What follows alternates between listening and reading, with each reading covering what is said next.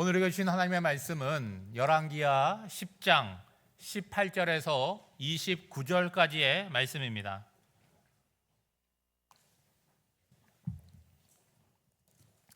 하나님의 말씀을 봉독하겠습니다. 예후가 뭇 백성을 모으고 그들에게 이르되 아합은 바알을 조금 섬겼으나 예후는 많이 섬기리라. 그러므로 내가 이제 큰 제사를 바알에게 드리고자 하노니 바알의 모든 선지자와 모든 섬기는 자와 모든 제사장들을 한 사람도 빠뜨리지 말고 불러 내게로 나오게 하라. 모든 오지 아니하는 자는 살려두지 아니하리라 하니 이는 예후가 바알 섬기는 자를 멸하려 하여 계책을 씀이라. 예후가 바알을 위하는 대회를 거룩히 열라 하매 드디어 공포되었더라. 예후가 온 이스라엘에 사람을 두루 보냈더니 바알을 섬기는 모든 사람이 하나도 빠진 자가 없이 다 이르렀고 무리가 바알의 신당에 들어가매 바알의 신당 이쪽부터 저쪽까지 가득하였더라. 예후가 예복 맡은 자에게 이르되 예복을 내다가 바알을 섬기는 모든 자에게 주라 하매 그들에게로 예복을 가져온지라. 예후가 레갑의 아들 여호나답과 더불어 바알의 신당에 들어가서 바알을 섬기는 자들에게 이르되 너희는 살펴보아 바알을 섬기는 자들만 여기 있게 하고 여호와의 종은 하나도 여기 너희 중에 있지 못하게 하라 하고 무리가 번제와 다른 제사를 드리려고 들어간 때에 예후가 80명을 밖에 두며 이르되 내가 너희 손에 넘겨주는 사람을 한 사람이라도 도망하게 하는 자는 자기의 생명으로 그 사람의 생명을 대신하리라 하니라. 번제 드리기를 다음에 예후가 호위병과 지휘관들에게 이르되 들어가서 한 사람도 나가지 못하게 하고 죽이라 하매 호위병과 지휘관들이 칼로 그들을 죽여 밖에 던지고 바알의 신당에 있는 성으로 가서 바알의 신당에서 목상들을 가져다가 불사르고 바알의 목상을 헐며 바알의 신당을 헐어서 변소를 만들었더니 오늘까지 이르니라. 예후가 이와 같이 이스라엘 중에서 바알을 멸하였으나 이스라엘에게 범죄하게 한 느밧의 아들 여로보암의 죄 곧 베델과 단에 있는 금송아지를 섬기는 죄에서는 떠나지 아니하였더라. 아멘. 이 말씀은 살아계신 하나님의 말씀입니다. 하나님께 감사드립니다. 아멘. 바알의 문에서 돌이키라는 제목으로 하나님의 말씀을 전하도록 하겠습니다. 오늘 본문 말씀은 북이스라엘의 10번째 왕이었던 예후에 관한 이야기입니다. 이스라엘은 솔로몬이 죽고 나서 북쪽 이스라엘과 남쪽 유다로 분단이 됩니다. 남쪽의 경우에는 유다라는 이름 그대로 다윗 왕의 정통성을 계승하였습니다. 총 20명의 왕들이 있었는데 그 가운데 8명의 왕이 여호와 보시기에 선한 왕으로 평가가 됩니다. 여러분 비율로 따져보면 40%에 불과하지 않습니까? 절반도 되지 않으니까 참 부족하다라는 느낌을 가지게 될 것입니다. 그렇지만 북쪽 이스라엘의 경우를 살펴본다면 와, 대단히 많구나 생각이 드실 거예요. 북쪽 이스라엘에는요, 총 19명의 왕들이 있었는데 여호와 보시기에 선한 왕은 한 명도 없었습니다. 비율로 보면 제로라고 얘기할 수 있겠죠. 무엇보다 북이스라엘은요, 무려 9번이나 반역이 일어나서 왕을 죽이고 새로운 왕이 세워지는 일들이 계속해서 반복이 됩니다. 오늘 본문에 등장하는 예후 역시도 오므리 왕조의 마지막 왕인 요람을 암살하고 왕의 자리에 오르는 것이죠. 단지 다른 것은 예후는 왕의 자리, 권력에 대한 욕심 때문에 요람 왕을 죽인 것은 아닙니다. 하나님께서 엘리야 선지자를 통해서 예후에게 기름을 부으셨어요. 이스라엘 왕으로 세우신 이유가 뭐냐면 아합 가문을 심판하라고 명하신 것이죠. 그러니까 요람을 죽인 것은 자기 권력에 대한 욕심이 아니라 하나님께서 자기에게 주신 사명을 감당한 결과라고 얘기할 수 있겠죠. 오늘은 아합에 대한 이야기를 좀 하려고 하는데 아합은 북이스라엘의 7번째 왕입니다. 그는 22년 동안 사마리아에서 북이스라엘을 통치하고 다스립니다. 아합 왕에 대해서 성경이 평가하는 것은 비교급이 아니라 최상급이에요. 열왕기상 16장 30절에 보면 오므리의 아들 아합이 그의 이전의 모든 사람보다 여호와 보시기에 악을 더욱 행하였다라고 평가하고 있습니다. 여러분, 남유다의 기준은요, 다윗의 길입니다. 다윗의 길로 걸어갔다고 한다면 그는 여호와 보시기에 선한 왕이에요. 비율로 따지면 40%밖에 되지 않지만 그 기준이 있습니다. 북이스라엘의 경우에도 기준이 있어요. 북이스라엘을 처음 시작한 느밧의 아들 여로보암의 길입니다. 그런데 이 기준은 선한 왕의 기준이 아니라 악한 왕의 기준이에요. 그러니까 북이스라엘의 11명의 모든 왕들이 하나도 빠짐없이 여로보암이 걸었던 그 악한 길을 걸어갔다라고 성경은 평가하고 있는 거죠. 당연히 아합도 북이스라엘의 7번째 왕이니까 여로보암의 길을 걸었겠지요. 그런데 그 정도가 좀 심했다라고 하는 거예요. 이렇게 기록합니다. 느밧의 아들 여로보암의 죄를 따라 행하는 것을 오히려 가볍게 여겼다는 거예요. 제가 어떤 느낌을 받았냐면 오랫동안 깨어지지 않는 어떤 기록이 있다고 해보세요. 아합이 그것을 깨트리고 신기록을 세운 것처럼 느껴졌습니다. 아합은 다른 왕들과 달리 짝이 되는 한 사람과 함께 등장하는데 그 사람이 누구냐? 아합의 아내였던 이세벨이라고 하는 여자입니다. 이세벨은요, 시돈 사람의 왕 엣바알의 딸입니다. 이방 여인인 거죠. 엣바알이라고 하는 것은 바알과 함께하는 사람이라는 뜻을 갖고 있어요. 그러니까 이사벨을 아내로 맞이하면서 아합은 자연스럽게 바알을 신으로 섬기게 됩니다. 수도인 사마리아에 바알을 위하여 커다란 신전을 짓고 하나님께 예배하는 대신 바알에게 제사를 올린 것이죠. 그것뿐만이 아니라 바알과 언제나 짝을 이루는 우상이 있습니다. 그게 바로 아세라예요. 그 아세라의 신상도 만들어 놓았습니다. 이런 모든 아합의 행위에 대해서 열왕기 저자는 이렇게 평가를 합니다. 그는 그 이전에 이스라엘의 모든 왕보다 심히 이스라엘 하나님 여호와를 노하시게 하였더라.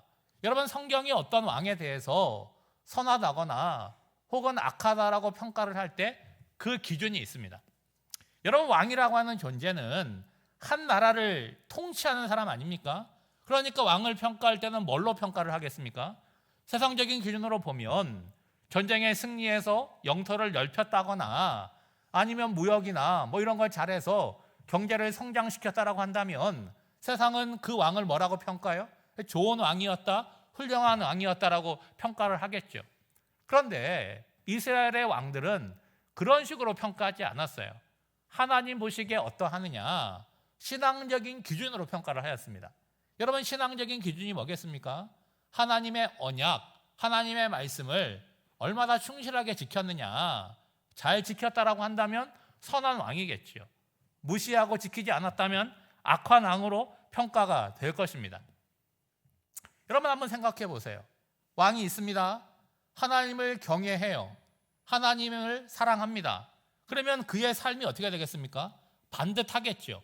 그가 통치하는 나라도 반듯한 나라가 되지 않겠습니까? 반면에 하나님을 외면해요. 다른 우상을 섬깁니다. 그러면 그 왕은 어떻게 되겠습니까? 교만하겠죠. 자기 권력을 함부로 휘두르지 않겠습니까? 아합이 그런 사람이었는데 성경에 기록된 대표적인 사건이 있습니다. 바로 나봇이라고 하는 사람의 포도원을 빼앗은 사건이에요. 여러분, 한 나라의 왕이 백성의 포도원을 욕심을 낸 거예요.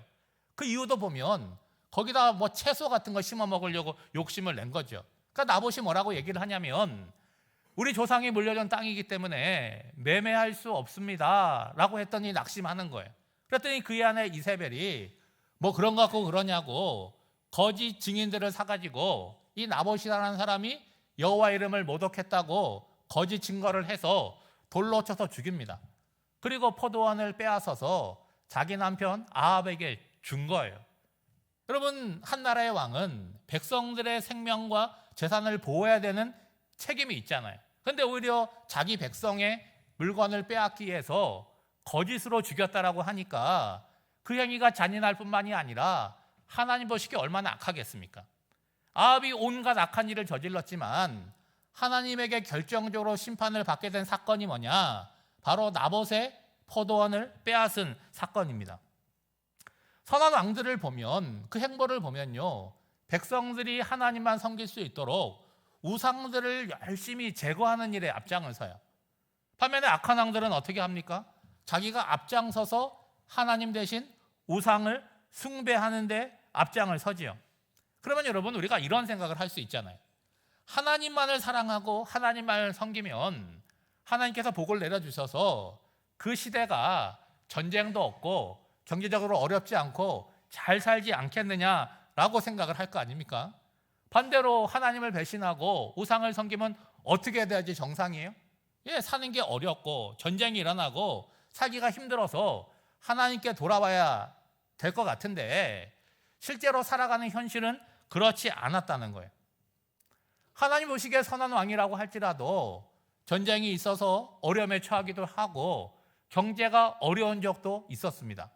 물론 그런 일이 있었지만 하나님께서 그 어려움을 해결해 주시는 그런 일들이 있었죠.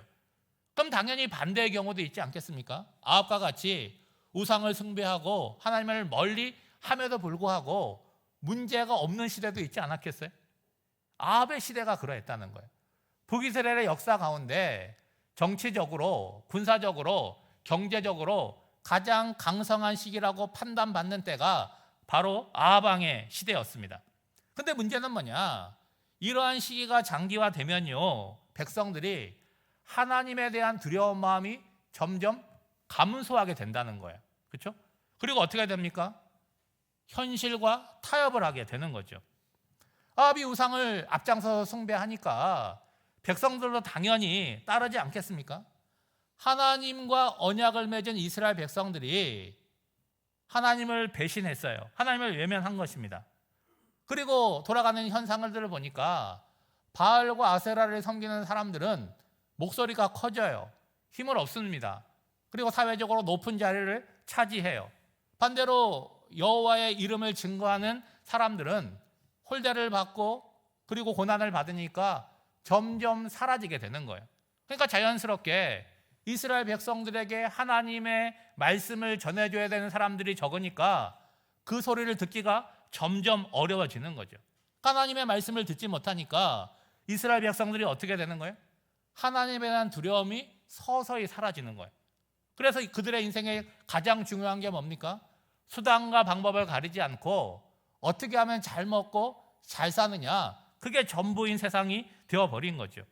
그래서 심지어 어떤 일까지 벌어졌는가 하면 이스라엘 백성들이 출애굽해서 가나안 땅에 들어갈 때 첫 성인 여리고성을 하나님의 은혜로 정복하게 되지 않습니까? 그때 하나님께서 분명하게 경고를 하셨어요. 누구든지 여리고성을 다시 재건하는 사람이 있다라고 한다면 공사를 시작할 때 큰아들이 죽을 것이다. 그리고 완공할 때에 막내가 죽을 것이다. 경고하였습니다. 감히 누가 그걸 시도하겠어요? 그런데 아합 시대에 베델 사람 히엘이라는 사람이 여리고성을 실제로 건축을 하는 거예요. 시작을 할 때 그의 맏아들이 죽었습니다. 문짝을 다게 될 때 그의 막내 아들을 잃게 됩니다. 여러분, 성경에 왜 이런 내용을 기록해 놓았을까요? 하나님을 외면하고 우상을 숭배하는 것, 그거 자체도 문제이지만 그로 말미암아 일어나는 현상들을 보면 하나님에 대한 두려움을 잃어버리게 된다는 거예요. 하나님에 대한 두려움을 잃어버리면 하나님이 하라고 명하신 일들을 당연히 안 하겠죠. 그리고 한 걸음 더 나가서 하나님이 하지 말아라, 망한다, 죽게 될 것이다, 그런 일들을 과감하게 시도하는 일들이 생겨나게 된다는 거죠. 하나님은요, 당신의 백성들이 우상 숭배하는 것을 가만히 두고 보지 않으십니다. 그래서 아합 시대에 하늘문을 닫으시고 비를 내리지 않겠다고 선언을 하십니다. 여러분, 애굽이라고 하는 땅은요, 아주 훌륭한 나일강이 있습니다. 그러니까 하늘로부터 비가 내리지 않아도 농사 짓는데 아무런 문제가 없어요. 그런데 이스라엘 백성들이 살아가는 이 가나안 땅에는요, 하늘에서 비가 내려야 됩니다. 이른 비가 내려야지 농사가 시작되고 늦은 비가 내려야지 풍성한 수확을 거둘 수가 있는 거죠. 그런데 하나님께서 비를 내리지 않겠다고 선언하시면 어떻게 되는 거예요? 다 굶어 죽는 거 아니겠습니까? 그러면 마음을 어떻게 해야 돼요? 이게 무슨 일인가? 왜 하나님께서 비를 내리려고 하지 않는가? 생각해 봐야 되는 거 아니겠습니까? 모르면 하나님께 물어봐야 되지 않습니까? 그런데 물어볼 선지자들이 없어요. 이 시대는 누구만 있었냐? 선지자 중에 선지자였던 엘리야만 활동했던 시기였어요. 그리고 결과적으로 하나님께서 이 땅에 비를 내리지 않겠다고 선언하시고 무려 3년 동안 비가 내리지 않습니다. 그러면 여러분, 누가 독한 거예요? 3년 동안 비를 내리지 않으시는 하나님이 독한 것입니까? 아니면 비를 내리지 않겠다고 경고를 하시고 실제로 비를 내리지 않는데 하나님께 돌아가지 않고 계속해서 우상을 섬기고 있는 이스라엘 백성들이 독한 것입니까? 열왕기상 18장 1절에 보면 많은 날이 지나고 제3년에 여호와의 말씀이 엘리야에게 임하여 이르시되 너는 가서 아합에게 보이라. 내가 비를 지면에 내리리라. 여러분, 몇 년 동안 비가 안 내렸어요? 3년 동안 비가 내리지 않았으니까 자세히 기록되어 있지는 않지만 이스라엘 백성들의 삶이 얼마나 공공하고 피폐해졌겠습니까? 엘리야가 이 기간 동안 머물렀던 곳은 시돈 사람 사렙다 과부의 집에 가서 머물렀어요. 엘리야가 그 집에 가던 그날 이미 양식이 다 떨어져서 먹을 것이 없는 상황이었습니다. 그러니까 하나님 보실 때에 야, 이거 더 있다가는 큰일 나겠구나 해서 하나님께서 먼저 이스라엘 백성들에게 손을 내미신 거예요. 3년 동안 비가 내리지 않았다. 이것이 하나님께서 보여주신 첫 번째 사건이잖아요. 하나님이 사용하신 두 번째 사건은 뭐냐? 아합이 섬기는 바알이 참 하나님인지 아니면 여호와가 참 하나님인지를 직접 나타내 보여주신 것입니다. 바로 갈멜산에서 벌어진 대결이에요. 바알과 아세라를 섬기는 선지자들은요 850명이 모였습니다. 이들과 대결하는 여호와의 선지자는요 엘리야 한 사람뿐이었어요. 850대 1의 대결이 벌어진 거죠. 이 대결을 보기 위해서 이스라엘 백성들이 다 갈멜산에 모여들었습니다. 이들의 상태는 어떠했습니까? 바알과 아세라를 섬겼잖아요. 지난날. 이 바알과 아세라는 어떤 신이에요? 비를 내려주는 신입니다. 비를 내려줘서 다산과 풍요의 신이에요. 그 신을 열심히 섬겼는데 나타난 결과는 뭐예요? 3년 동안 비가 내리지 않은 거죠. 그런데 지금 이 갈멜산에 와서 보니까 바알과 아세라를 섬기는 사람들은 1000명에 가깝잖아요. 근데 여호와를 섬기는 선지자는 에게 한 명밖에 없어요. 그러니까 어떤 마음이 들겠습니까? 여호와가 하나님인 것은 같은데 눈에 보이는 상황 자체는 너무나 초라한 거 아니겠습니까? 그러니까 엘리야는 이 경계에 서 있는 이스라엘 백성들에게 이렇게 선포를 합니다. 너희가 어느 때까지 둘 사이에 머뭇머뭇하려느냐? 여호와가 만일 하나님이면 그를 따르고 바알이 만일 하나님이면 그를 따를지니라. 그러니까 당시 이스라엘 백성들은 혼합주의 신앙을 갖고 있었다는 거예요. 여러분, 우리가 생각할 때는 우상을 숭배했으니까 하나님은 섬기지 않았다 그렇게 생각할 수 있는데 이들은 하나님을 섬기면서 뭐 하는 거예요? 우상도 함께 섬기는 거예요. 근데 이게 같이 갈 수가 없는 거잖아요. 거룩하신 하나님을 예배하는 것은 거룩한 제사가 되지만 바알을 예배하는 건 뭐예요? 음란한 제의를 벌이게 되는 거 아니겠어요? 그러니까 그들의 삶이 이중적인 삶을 살아가고 있었다는 거예요. 그러니까 엘리야가 지금은 선택해야 되지 않느냐 그렇게 추궁하고 선포함에도 불구하고 어떻게 하는 거예요? 선택하지 못하고 지금 관망하고 있다라고 하는 거죠. 이 하나님은 엘리야를 통해서 누가 참 신이고 하나님이신지를 나타내 보이십니다. 먼저 850명의 이방 선지자들이 자신들의 제의를 시작합니다. 똑같이 제물을 올려놓고 하늘에서 불을 내리는 신이 진짜 하나님이고 진짜 신이라고 하는 거죠. 이 바알의 제단을 쌓아놓고 자신들의 신을 부르는 거예요. 대답이 없습니다. 바알의 제의는요, 이거는 좀 잔인한데 칼로 자기의 몸을 상해하는 거예요. 피를 막 쏟으면서 자신의 신을 부르는데 이른 아침부터 저녁 소재가 될 때까지 계속해서 부르지만 아무런 대답이 없습니다. 바알을 부르는 것은 실패한 거죠. 이제 홀로 남은 엘리야의 차례가 되었습니다. 해가 거의 지는 그런 무렵 아니겠습니까? 무너진 여호와의 제단을 수축을 하고 이제 나무를 벌려놓고 그 위에 여호와께 드릴 번제물을 올려놓습니다. 그리고 그 번제단을 주변에 돌아가면서 깊은 고랑을 파는 거예요. 그리고 사람들을 시켜서 그때 가장 귀한 것 뭐겠습니까?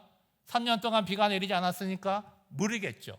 그 물을 길어다가 그 제단에게 붓도록 합니다. 세 차례 반복해서 물을 붓는 거예요. 제단을 흠뻑 적실 뿐만이 아니라 파놓은 고랑에도 물로 가득하게 된 거죠. 이제는 불을 붙여도 붓겠습니까? 안 붓겠습니까? 안 붓겠죠. 그리고 엘리야는 하나님을 향해서 이렇게 기도를 올립니다. 여호와여, 내게 응답하옵소서. 내게 응답하옵소서. 이 백성에게 주 여호와는 하나님이신 것과 주는 그들의 마음을 되돌이키심을 알게 하옵소서. 이 기도를 하나님께서 들으시고 하늘에서 불을 내려주십니다. 그리고 나무와 번제물을 태웠을 뿐만이 아니라 돌과 흙과 고랑을 가득 채우고 있는 물까지 순식간에 태워버렸어요. 하나님이 살아계심을 이스라엘 백성들이 본 거 아니겠습니까? 바알이 아니라 여호와가 참 하나님이라고 하는 것에 대한 두려움을 갖고 땅에 엎드려 그들이 고백합니다. 여호와, 그는 하나님이시로다. 여호와, 그는 하나님이시로다. 그리고 3년 동안 닫혔던 하늘문이 열리고 큰 비가 쏟아지기 시작합니다. 여러분, 아무리 무지하고 어리석은 사람이라고 해도 이 광경을 보았다라면 바알이 아니라 여호와가 참 하나님이라고 하는 것을 분명하게 알 수 있는 거 아니겠습니까? 그런데 여러분, 현실은 그렇게 녹록하지 않았다라고 하는 거예요. 아합과 이세벨이 여전히 건재합니다. 하나님의 능력 앞에 850명의 바알 선지자가 죽는 것을 보고 회개하고 여호와께 돌이키면 좋을 텐데 오히려 홀로 남은 엘리야를 오늘 잡아 죽이겠다고 자신의 신에게 맹세를 합니다. 그러면 여러분, 하나님께서 갈멜산에 내린 불을 누구한테 내려야 되는 거예요? 아합과 이세벨에게 내리면 그것만큼 확실한 증거가 어디에 있겠습니까? 그런데 우리 하나님은 그렇게 일하시지 않으십니다. 오히려 아합과 이세벨을 도와주시고 은혜를 베풀어 줘요. 여러분, 아합 시대에 아람 왕 베나닷이 사마리아를 침공하고 점령을 합니다. 그리고 아합의 모든 것을 다 빼앗아 가려고 해요. 그런데 하나님께서 도와주셔서 2번이나 아람 군대를 물리쳐 주십니다. 여러분, 이해할 수 없잖아요. 왜 하나님께서 우상을 숭배하고 여호와의 선지자를 죽이는 아합과 이세벨을 도와주시는 것입니까? 이유는 하나밖에 없잖아요. 계속해서 기회를 주는 거예요. 오늘이라도 이 사건만으로라도 이제라도 돌이켜서 바알을 버리고 여호와께 돌아오기를 하나님이 기대하시는 거예요. 우리가 볼 때는 어때요? 안 될 텐데요? 안 될 것 같은데 하나님은 그렇게 은혜를 베푸시고 기회를 주십니다. 결과적으로 아합은요, 하나님이 주신 모든 기회를 다 놓쳐버립니다. 그리고 아합은요, 마침내 선지자의 경고를 무시하고 아람과의 전쟁에 나가가지고 비참하게 죽게 됩니다. 왕상 22장 34절에 보면 이 아합의 죽음에 대해서 이렇게 기록하고 있습니다. 한 사람이 무심코 활을 당겨 이스라엘 왕의 갑옷 솔기를 마친지라. 여러분, 전쟁을 하게 되면 왕은 가장 후방에 있는 거 아니겠어요? 그리고 가장 튼튼한 보호를 받게 되잖아요. 그리고 왕은 어떤 갑옷을 입고 있겠어요? 가장 튼튼하고 가장 값비싸고 가장 가벼운 갑옷을 입겠죠. 근데 아람 군대의 한 병사가 방향도 제대로 확인하지 않고 활을 당겼다는 거예요. 근데 그 활이 우연히 누구한테 날아왔다는 거예요? 아합에게 날아왔다는 거예요. 아합은 갑옷을 입고 있는데 그 가슴을 보호하는 갑옷을 서로 엮은 그 이음새가 있지 않겠어요? 그 솔기가 거기에 정확하게 맞아서 급소를 뚫고 들어갔다는 거예요. 피가 쏟아졌겠죠. 근데 전투가 너무 극심해가지고 빠져나올 수가 없어가지고 거기서 과다출혈로 죽음을 맞이하게 되었다는 거예요. 여러분, 우연처럼 보이지만 하나님의 계속된 경고를 무시한 결과 심판을 받게 된 거죠. 아합의 죽음은 오므리 가문의 심판의 완성이 아니라 시작에 불과했다는 거예요. 하나님이 이제 예후를 들어서 이 악의 상징이었던 아합 왕의 아내 이세벨을 처단합니다. 그리고 왕위를 물려받은 요람을 암살합니다. 거기에 멈추지 않고 아합의 아들 70명을 다 제거를 해요.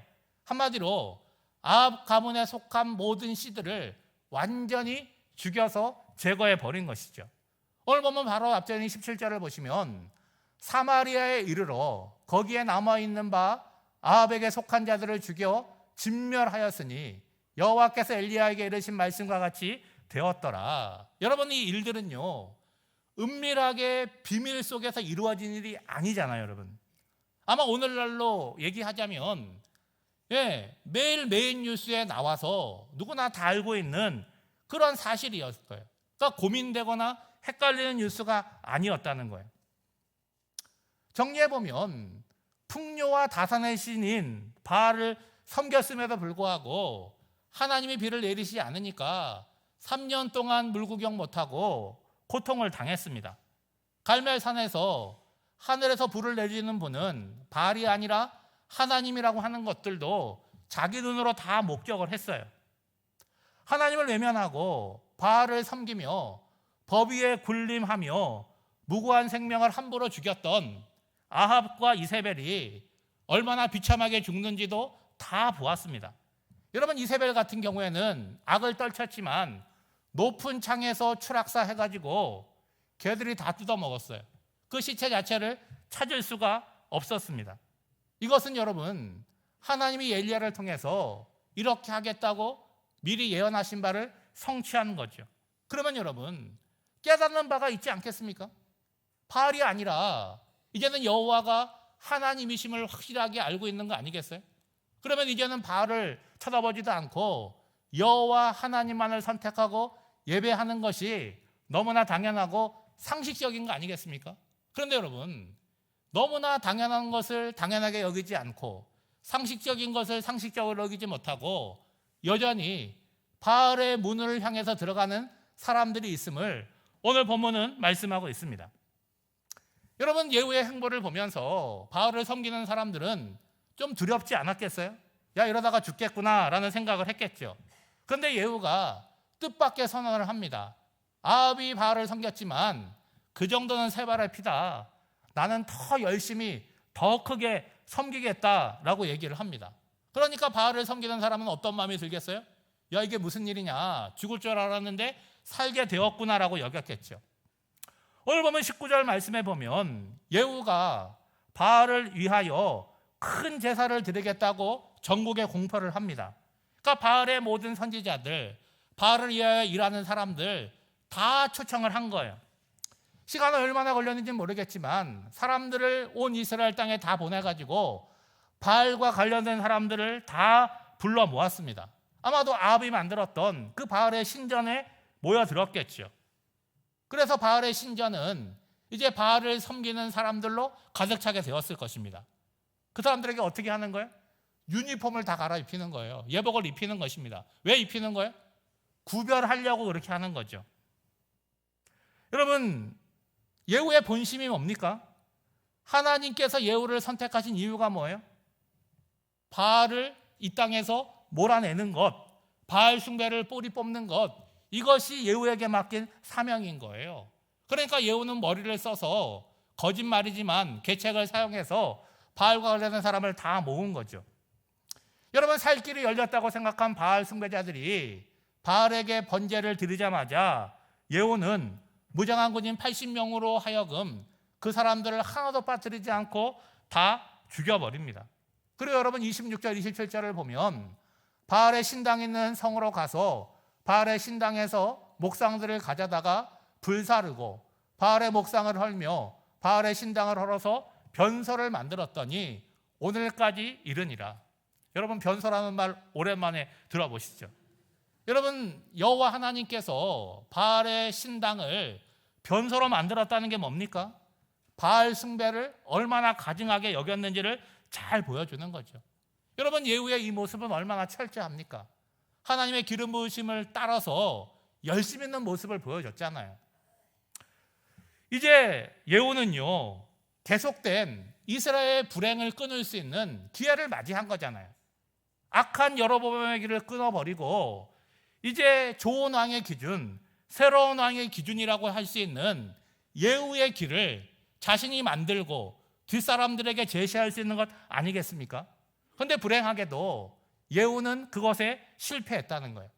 28절 29절을 보면 예후가 이와 같이 이스라엘 중에서 바알을 멸하였으나 이스라엘에게 범죄하게 한 느밧의 아들 여로보암의 죄, 곧 베델과 단에 있는 금송아지를 섬기는 죄에서 떠나지 아니하였더라.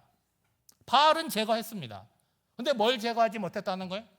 자신이 품고 있었던 자신만의 바알은 버리지 못하고 끝까지 가지고 갔다는 거예요. 여러분 얼마나 안타깝습니까? 다른 사람이 아니에요.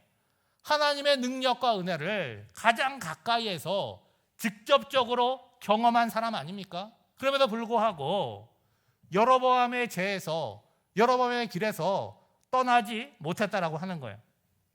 사랑하는 성도 여러분, 오늘 본문의 내용이 우리와 무슨 관련이 있을까 생각하실 수도 있어요. 근데 여러분, 아주 밀접한 관련이 있습니다. 오늘 내가 서 있는 자리가 어디인지를 살펴보셔야 되는 거예요. 하나님께서 매주일 말씀해 주시고 우리에게 분명하게 보여주시는데 우리가 붙들고 있는 바알로 말미암아 분별하지 못하고 잘못된 자리에 서 있을 수 있다는 거예요. 여러분, 바알은 우상이기도 하지만 오늘을 살아가면서 거짓과 기만 가운데 유혹당하고 썩는 것도 포함이 됩니다. 나는 모르겠다, 무지한 것도 관련되어 있는 거죠. 여러분, 세상이 얼마나 시끄럽고 소란합니까? 끊임없는 정보의 홍수 속에서 믿을 만한 내용이 무엇이고 거짓이 무엇인지 여러분 제대로 분별하고 살아갑니까? 혼란한 가운데 있는 것 아닙니까? 잘못하면 내가 서 있는 자리, 내가 선택한 자리가 생명의 자리, 구원의 자리가 아니라 사망의 자리, 망하는 자리가 될 수 있음을 여러분 경계하셔야 되는 거죠. 다시 한번 우리의 삶을 하나님 앞에 세우며 바알의 문이 아니라 생명의 문으로, 구원의 자리로 날마다 들어가는 저와 여러분이 되시기를 주님의 이름으로 축복합니다. 기도하시겠습니다. 하나님 아버지, 오늘이라는 현실을 살아갈 때는 잘 보이지 않지만 긴 역사를 살펴보면 분명하게 보이고 깨닫는 것들이 있습니다. 아합의 시대에 하나님의 은혜로 살아가면서도 바알을 섬기는 것을 복으로 오해하며 사는 어리석음이 있었습니다. 바알이 아니라 여호와가 참 하나님이심을 눈으로 보면서도 우왕좌왕하였습니다. 주님, 오늘 우리로 하여금 바알의 문에서 돌이켜 여호와 하나님만을 믿고 섬기는 결단이 있게 하옵소서. 소란한 세상에서 선과 악, 참과 거짓을 분별하며 살게 하옵소서. 그리하여 하나님으로만 만족하며 사는 저희들 모두가 되기를 간절히 바라오며 예수님의 이름으로 기도하옵나이다. 아멘.